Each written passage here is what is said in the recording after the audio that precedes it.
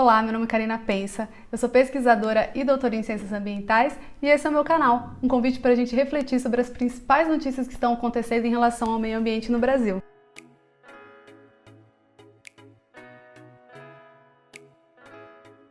A notícia de destaque dessa semana é a ação que o Ministério Público Federal entrou contra o ministro do Meio Ambiente, Ricardo Salles. Não é a primeira não, hein? Em 2018, o ministro foi condenado por improbidade administrativa realizada durante a sua gestão como secretário estadual de São Paulo. Ele foi acusado de adulterar o plano de manejo da área de proteção da várzea do Rio Tietê para favorecer mineradoras. Dessa vez, a ação trata da improbidade administrativa relacionada à redução drástica de multas aplicadas pelo IBAMA e da pressão que os fiscais têm sofrido para fiscalizar menos. E aí, fiscal? Tá fiscalizando de novo hoje? Que história é essa? Todo dia é isso? Alguns fiscais relatam ter sofrido pressão para não fazer o seu trabalho. Infelizmente, não é novidade essa pressão que os fiscais do IBAMA sofrem por grileiros, desmatadores ilegais e mineradores. Mas essa novidade aí do governo fazer pressão para eles fiscalizarem menos, complicado. Em abril desse ano, o diretor IBAMA ele foi exonerado por Salles justamente por não conseguir frear a fiscalização. Bom, por enquanto a gente só pode acompanhar, ainda não se sabe o que vai acontecer com o ministro e maiores notícias a gente vai conversando aqui no canal. Outro destaque dessa semana foi a criação do programa Floresta Mais, que é um programa de pagamento por serviços ambientais, onde o governo remunera pessoas físicas ou jurídicas que conservem e recuperem suas áreas. Existem diversos programas de pagamentos por serviços ambientais no Brasil, mas a promessa é que o Floresta Mais seja o maior programa já feito. E de onde que vem o dinheiro? Os recursos para esse tipo de programa podem vir do Fundo Verde do Clima, que é um fundo criado pela ONU, onde países ricos depositam dinheiro e países não tão ricos assim podem pegar esse dinheiro e transformar em projetos para melhorias ambientais nos seus países.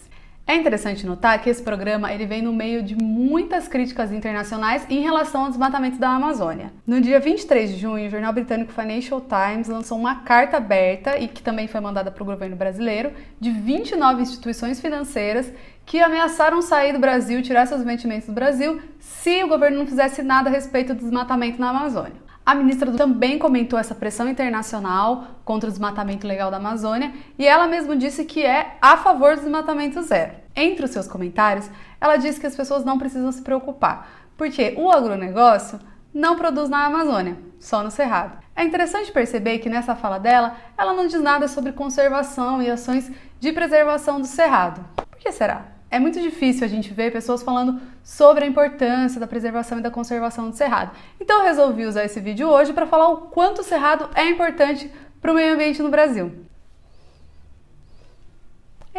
Cerrado! O Cerrado é o segundo maior bioma do Brasil, perdendo apenas para a floresta amazônica. E a sua importância está principalmente na produção de água, porque o Cerrado sozinho produz aproximadamente 40% de toda a água subterrânea no Brasil. Além de ser importante para diversas outras bacias hidrográficas da América do Sul. 90% das nascentes do Rio São Francisco vem de onde? Cerrado. O aquífero Guarani, que é o maior reservatório de água doce do planeta, é abastecido por qual bioma? Cerrado. E é por isso que ele é conhecido como berço de águas do Brasil. Ai, que amor! Às vezes é difícil enxergar a importância do Cerrado porque ele não é um bioma com árvores muito grandes, exuberantes, copas gigantes, aquele verde. O Cerrado ele tem um outro tipo de estrutura que faz ele ser denominado como floresta invertida. Ao invés de ter copas muito grandes, as raízes do Cerrado que fazem toda a magia. Elas são super profundas e ramificadas, o que fazem com que elas ajam como se fosse uma esponja num evento de chuva. E é desse efeito esponja que vem a formação de tantos aquíferos importantes e dos principais rios brasileiros. Os dados do INPE coletados entre 2018 e 2019 dizem que houve uma pequena redução no desmatamento do Cerrado, porém houve um aumento de 15% no desmatamento em áreas protegidas, que já são poucas no bioma.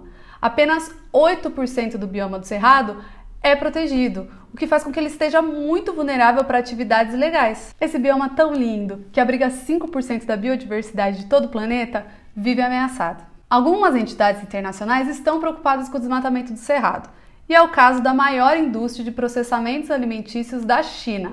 Eles declararam no dia 3 de junho que vão começar a acompanhar, ou seja, eles vão fiscalizar as fazendas produtoras de soja para saber se não tem nenhum desmatamento ilegal acontecendo na região.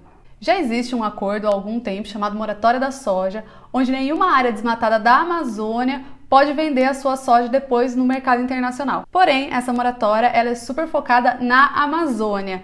Então o Cerrado ainda acaba passando por muito processo de desmatamento legal. Então é isso. Se vocês gostaram do vídeo, se inscrevam aqui no canal. Toda semana vai ter vídeo novo falando sobre os assuntos ambientais. E também me sigam no Instagram. O linkzinho tá na capa do canal. E eu vou alimentando um pouquinho mais frequente sobre as notícias ambientais diárias. Um beijo e até mais!